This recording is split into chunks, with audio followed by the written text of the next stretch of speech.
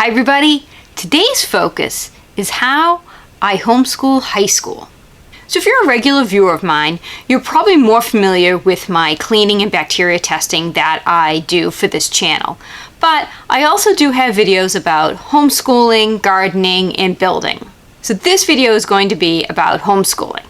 I have been homeschooling my 3 boys their entire education career. They are 12, 14, and 16 years old. So we are just finishing up the 6th, 8th, and 10th grades. So we started homeschooling because my oldest son has life-threatening food allergies, and I just was not happy with our local school district's response and how to handle food allergies in the classroom. So we've made it up to 10th grade so far with my oldest, and I had put a poll on the community posts about what kind of homeschooling topics you'd like to see, and a bunch of people had said homeschooling high school, how we do it. So this is what this is going to be about. We've done 9th grade and 10th grade, and next year I will have a 9th grader and an 11th grader. So I do have a PowerPoint that I'm going to be sharing with you as I talk. So let's just get started. How we homeschool high school. So these are the topics that I plan on covering today. Okay, the basics of planning, credits, tracking and transcripts, curricula options, and resources. So let's get right into the basics of planning. So I'm going to break this part up into 3 parts. Let's start with the first thing that I feel you have to do if you're going to homeschool anyway, high school, kindergarten, 1st grade, it doesn't matter what grade, is you need to check your state laws to know your state laws requirements. So first thing, when it comes to state laws, one of the first things I always tell new homeschoolers is do not ask the public school system for homeschool requirements. Most of them will not know what is required of a homeschooled student. You have to remember the public school is in charge of the public school system, not the homeschooling system. So you have to first start by gathering information. First, I would start with a local homeschool organization. These are the people who are in the daily throes of homeschooling. They know the laws, they know what's going on in your area, and so I think it's a great place to start. A second place to look is to look at your State Department education website or in the local laws and local ordinances. I often find that people get kind of confused when they start reading the legalese sometimes of laws, and that's why I often tell people to go to that local homeschool organization first. And the third option is to go to HSLDA, which is a Homeschool Legal Defense Association. They have all sorts of homeschooling requirements and other information on their site. So first, we're just going to gather information. So my state has no specific home education graduation requirements. What my state does is they have a general broad subjects that you need to cover in a home education program, as well as a number of days in which you have to cover, and also the options for end of the year review. But anyway, we don't have to get into my specifics of my state because you need to know the specifics of your state. So even though there are no specific diploma or graduation requirements for home educated children, there are for public and private schooled children. And so I put those down here so you can see the state requires it to be a 4-year program, have English for 4 years or the equivalent, social studies and history, including American history, government, civics, personal finance, 2 years or the equivalent, mathematics, 2 years or the equivalent, science, at least 1 year of laboratory study, but 2 years of science, fine arts, which includes art, music, forensics, drama, 1 year or the equivalent.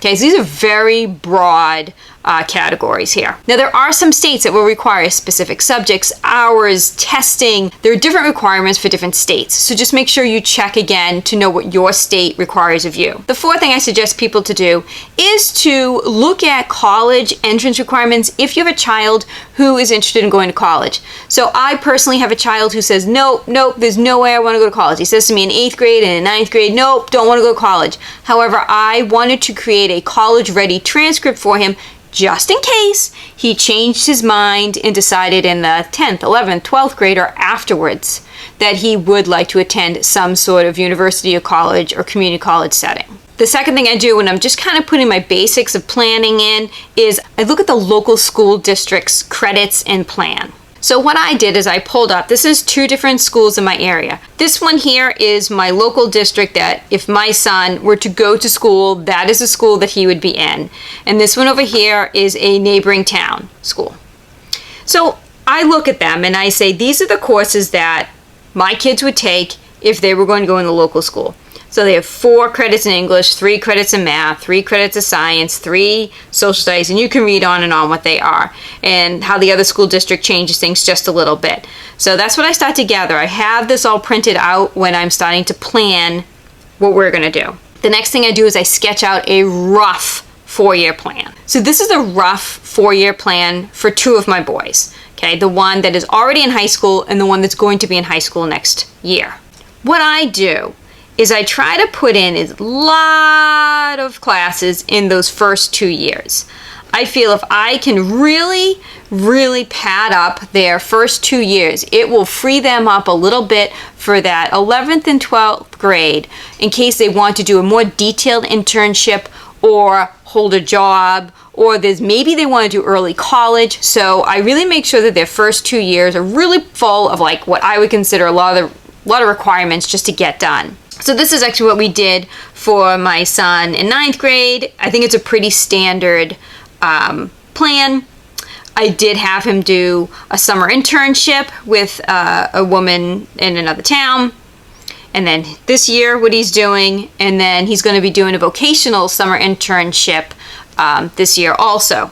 Since my oldest son came to me and said, I don't want to go to college, I thought it was really important that I got him with some internships, some real life, real world experience jobs early on, so that if he changes his mind or he dedicates himself, says, I absolutely want to do this, then we've set up a really nice foundation for him. So you can see my second son, the class is going to be slightly different than my oldest. So for example, in 9th grade, my oldest took World History 1. However, I'm going to have my middle guy take U.S. History and Government because it's the same as my oldest son will be this year. That way I can do history with the 2 of them together. I'll require a little bit more out of my 11th grader than my 9th grader, maybe an extra paper or research report or something like that.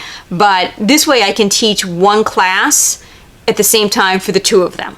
And then you can see by the time we hit 12th grade, I've got question marks like, do we need this? What kind of science are we going to take? I'm not certain, and that's okay. This is just a rough sketch based on what those local high schools have set up for their kids. Okay, so that's my basics of planning. So the next thing let's get into is credits. Credits. So I have researched. I've looked on lots of different websites, lots of different forums, trying to get an ideas of like, what is a credit? This is what I've found. Now, there may be other interpretations of what a credit is. There might be state laws in your state that tell you what a credit is. This is just something that I've pulled together from what I found in my resources. So roughly 1 credit is 120 to 180 hours of work.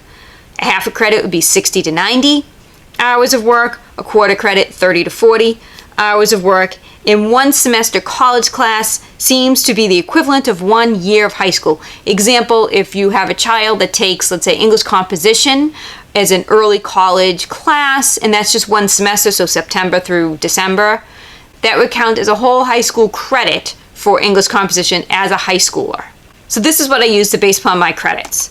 Then what I do is I start jotting down how many credits each class is. Like how many hours do I think they're going to work on each class? You know, English was a full credit. Algebra, a full credit.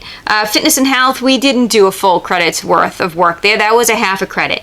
Career guidance. This was an interesting one I did with my oldest son. Remember, he was very unsure of what it is that he wanted to do in the world. So what we did was we did different career assessments like Career Key. I had him speak with different neighbors and talk to like the lady he does an internship with and interview things and research. And we talked a lot about jobs. And that was most certainly not a full course load hour-wise, but did end up by accumulating to about a quarter credit. So that's what I start doing. And then I add up our totals of what we have for credits. And right now, if you look at our basic plan, that we're sitting at 25.75 credits.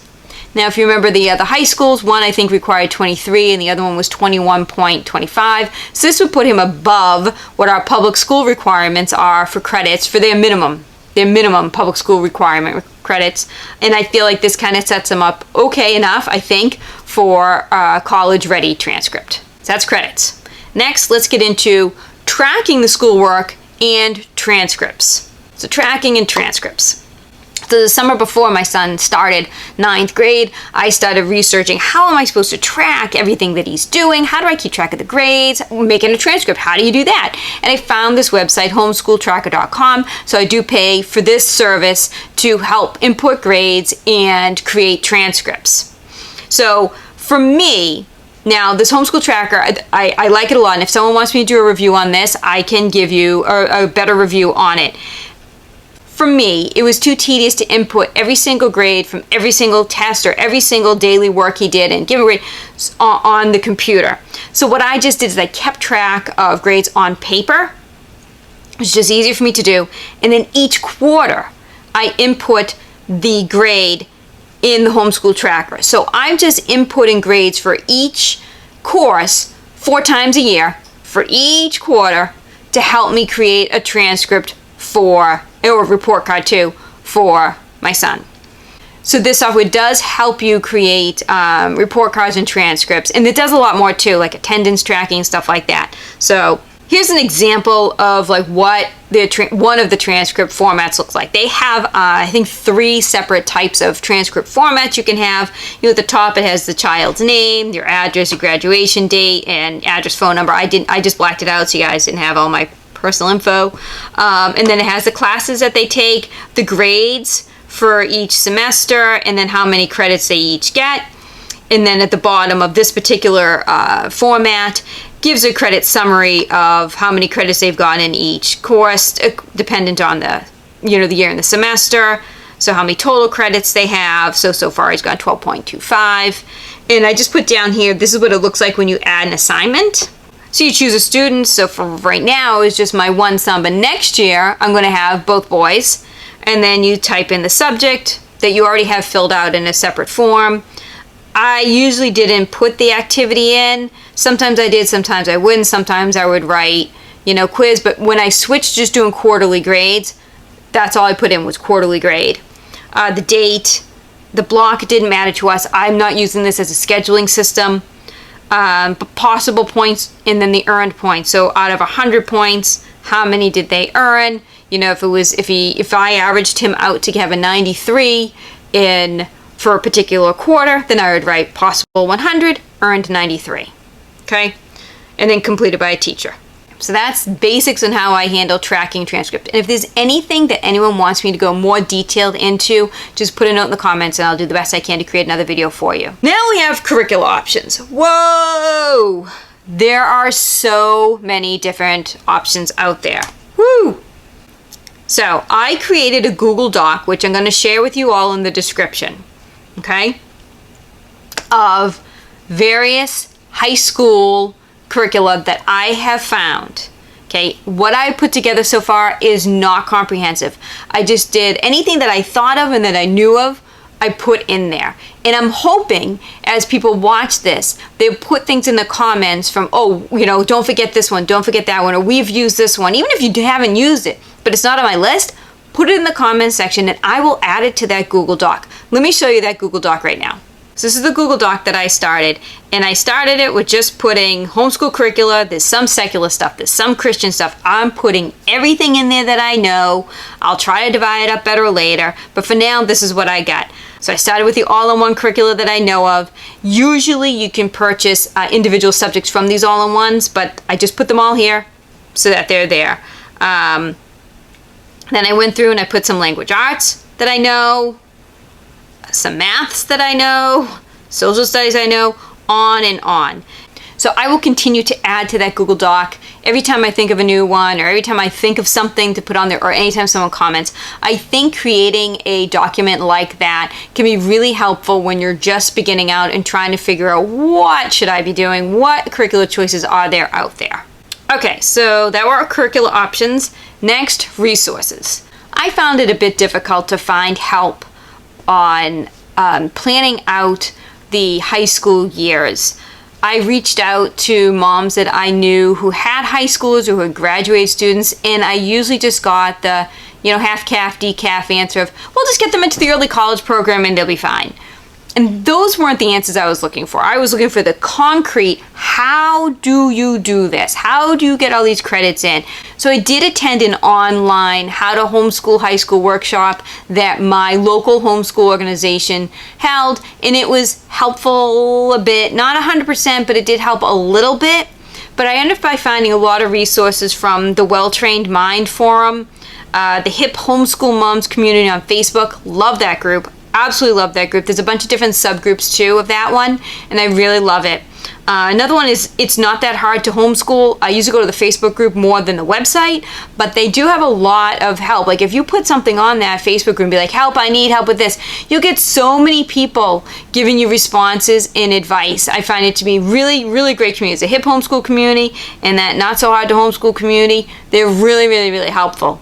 Whenever I just want to peruse different curricula and just get like a broad idea of what's out there for a particular age or particular subject, I will go to Rainbow Resource and just use the search function to look for different curricula. Local homeschool groups can also be a huge help when you're starting homeschooling high school. I personally am not part of a homeschool group right now. We haven't found one in our area that really fits our schedule and our family's needs. But there are a lot of homeschool groups out there that have such an amazing community. So don't forget to reach out to local parents in your area to ask, what did you use? Can I see the books? Because it will help you a lot. Another thing I try to do is attend homeschool conventions.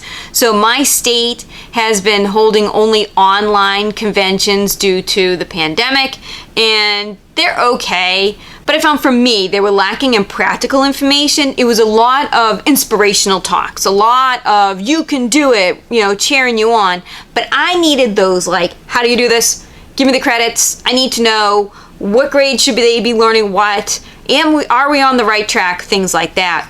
I went to an out-of-state, in-person homeschool convention just last month. And I found that to be really helpful because they had a vendor hall with lots of different vendors for homeschool curriculum. So you're able to go there, flip through the books, talk to the people, and get ideas as what options are out there for your high schooler. So if you have the option to attend a homeschool convention, I highly recommend it. Ooh, there's another group I just thought of that I like on Facebook. Let me get that up on the screen.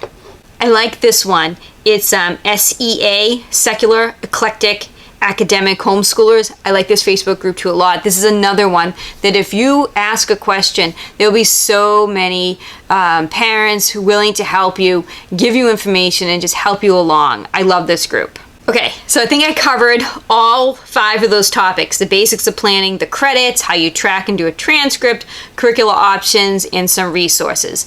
But I know that this topic is so broad and there are so many questions that people have that if I skip something or you want me to go more in detail on something, put it in the comment section. If I know the answer, I will comment. If I don't know, let's crowdsource together and just try to figure it out for each other. So thank you so much for watching. If this helped you at all, hit that subscribe button and thumbs up. Also, you might want to check out some of my cleaning videos. As homeschoolers, you might enjoy watching me swab areas of my home and grow bacteria in my petri dishes. They're actually pretty cool. My kids really like watching me do them. Again, any questions, comments, please put them in the comment section below. I love hearing from people. I love getting feedback, and I love sharing information with others. I hope this helps you. Take care. Have yourselves a great day.